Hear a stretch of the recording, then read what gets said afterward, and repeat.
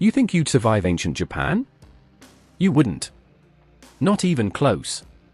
In the next 24 hours, one wrong bow, one bad glance, or one empty stomach could get you killed. Let me show you how. Let's start with how it all starts. 1. The moment you arrive, you're already in danger. The second you arrive in ancient Japan, something feels wrong, and not in a dramatic, movie-like way. It's quieter than that.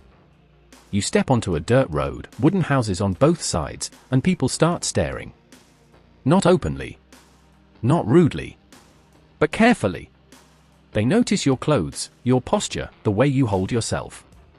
You don't look like you belong here, and in a society built on knowing exactly who everyone is, that's a problem.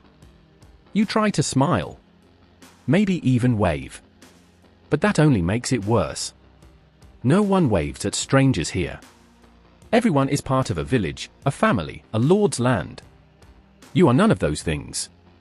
You don't have a master, a job, or a registered place in the social order, which instantly makes you suspicious.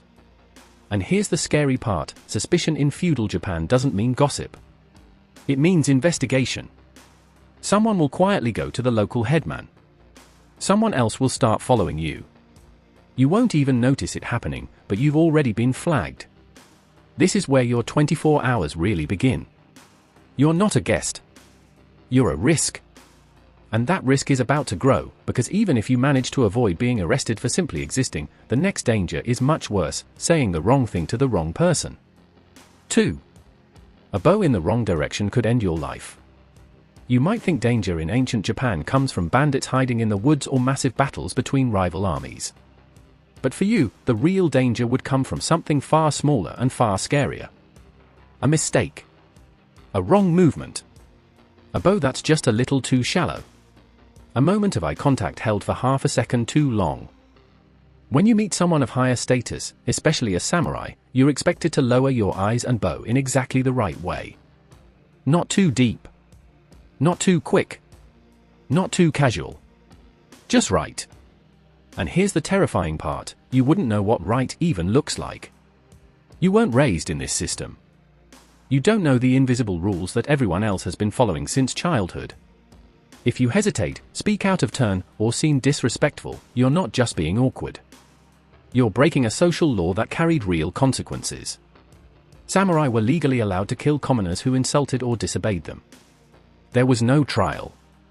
No warning. No chance to explain yourself. Just steal.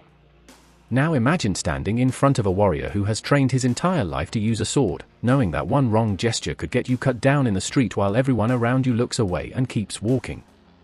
And even if you somehow survive that encounter, you're not safe. Because once you've been noticed, the law itself is already moving toward you. 3. In ancient Japan, you had no rights at all. Once you're seen as suspicious, everything changes. Someone might accuse you of being a thief. A runaway. A spy. And here's the brutal part, you don't get to defend yourself the way you would today. Ancient Japan didn't care much about evidence. What it cared about was confession. And if you didn't confess, they would simply make you. Torture was a normal part of interrogation. Beatings, pain, and humiliation were tools to force people to admit guilt, whether they were innocent or not. And because you're an outsider with no family, no master, and no social standing, nobody would speak up for you. You would be alone in a room with officials who had complete power over your body. No lawyer. No appeal. No one to hear your side of the story. So by this point, maybe only a few hours into your 24, you're no longer just lost in ancient Japan. You're trapped inside its justice system. And the scariest part? That's only the beginning. 4. Starvation would come before nightfall.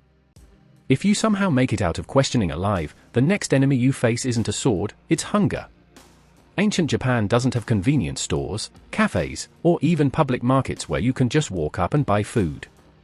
Everything revolves around households and social roles. Farmers grow food for their lord. Merchants sell to people they recognize. In serve travelers who carry papers. You have none of that. So when you ask for food, people don't see a hungry person. They see a stranger with no status. And in this world, that makes you unreliable, maybe even dangerous. You might be turned away, or worse, reported. By late afternoon your stomach would already be aching. You'd start to realize how fast energy disappears when you're stressed, walking, and not eating. And begging? That doesn't get you far. Beggars were everywhere, and they were treated like ghosts, noticed only when they were in the way. And just when hunger starts to make you dizzy, something else creeps in: exhaustion. You've been moving all day with nowhere to go. No shelter. No safety. Which leads to an even scarier thought: even if you survive today, where exactly are you supposed to sleep tonight? 5. A tiny wound could be a death sentence. As you wander, tired and hungry, the smallest things become dangerous. A splinter from a wooden wall. A cut from a rock on the road. A blister on your foot. In modern life, these mean nothing. In ancient Japan, they could kill you. There were no antibiotics. No disinfectant. No understanding of bacteria. If a wound got infected, doctors couldn't stop it. People died all the time from fevers, infections, or something as simple as bad water. And you would be especially vulnerable. You're stressed. You're dehydrated. Your immune system is already weakening.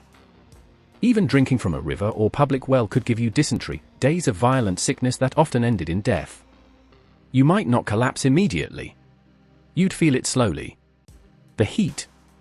The weakness. The dizziness. And there would be no hospital to run to, no emergency room to save you. Which brings us to the cruelest twist of all: even if you realize you're in danger, there is nowhere you can escape to. 6. There was no way out. You might think, fine, I'll just leave. But ancient Japan doesn't work that way. You can't hop on a train or cross a border. Travel requires papers. Villagers watch who comes in and out. Roads are patrolled. Everywhere you go, someone is checking if you belong. You can't hide in a city because neighborhoods are organized by guilds and families. You can't disappear into the countryside because farmers report strangers. Even temples keep records. So now imagine this: you're tired, hungry, maybe sick, and the entire country feels like a closed maze. Every path leads to another checkpoint. Another suspicious stare. Another risk of being arrested. You are trapped in a system that was never designed to accept people like you. And the worst part? The sun is starting to go down. And nighttime in ancient Japan is where things become truly dangerous. 7. Darkness is when the real fear begins. When night falls in ancient Japan, the world doesn't get quieter, it gets more dangerous. There are no streetlights. No police patrols keeping things calm. Only flickering lanterns and long shadows. This is when thieves, desperate people, and armed men move through the streets. You don't have a home to lock yourself inside. Inns won't take you without money or papers. Temples might turn you away. So you're left walking, trying to stay invisible, hoping no one decides you're worth robbing or worse. And here's the terrifying truth: even if someone attacks you, nobody is going to step in. Violence is normal here. People are used to it. A beating, a stabbing, a body in the street, these things happen. Life is cheap, especially if you don't belong to anyone. You'd start realizing that being alive is now about one thing: not being noticed. But after a full day of stress, hunger, and exhaustion, staying alert becomes harder and harder. And the more tired you get, the more likely you are to make a mistake. Which leads to the final truth, the thing that really seals your fate. 8. Why this beautiful world would destroy you. Ancient Japan is often painted as a place of cherry blossoms, quiet temples, and perfect honor, where every movement feels graceful and every tradition feels sacred. And yes, that beauty was real.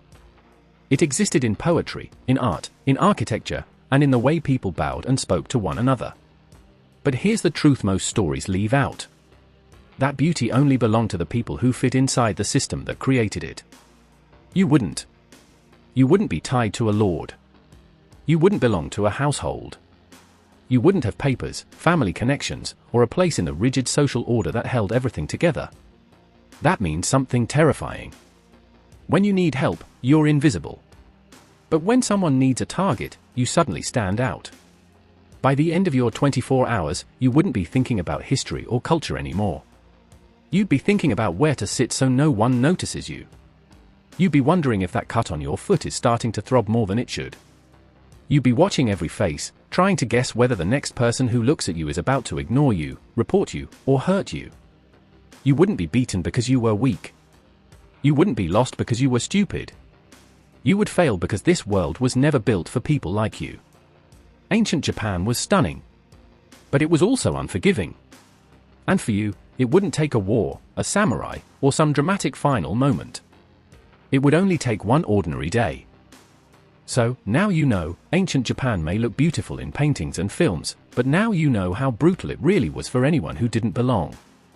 If this story made you see history in a new way, make sure you like this video, because it helps more people find it. And if you want more deep dives into the hidden, darker side of the past, hit subscribe and turn on notifications so you don't miss what comes next. Tell me in the comments which era you want to survive next.